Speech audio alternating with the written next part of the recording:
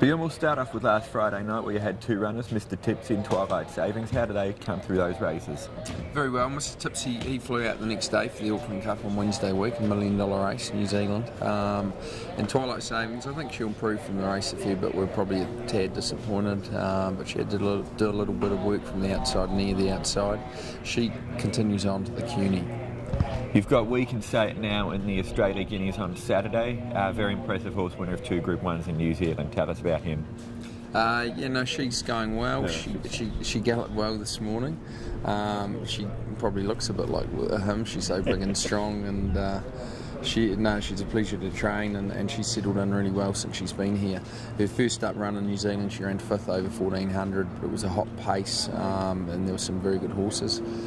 She's improved a lot since that. She's ready for Saturday, and we're going in with a little bit of confidence.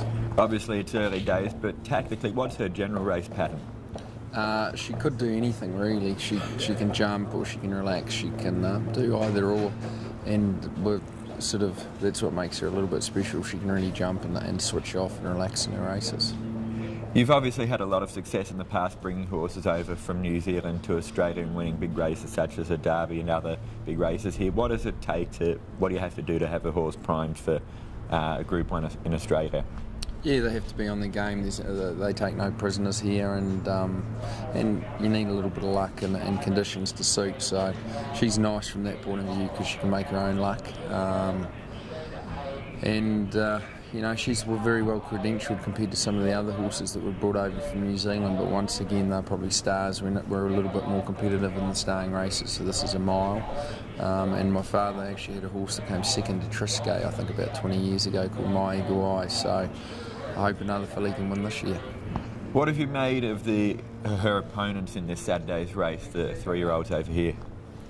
I haven't had too good a look at them. The word around it is that they're a very even bunch, and I've seen, it's interesting, probably the first 3 favourites are from West Australia, South Australia and New Zealand, so that probably says that it's a fairly even field. All I do is worry about our horse at the end of the day, and I think she's in pretty good order.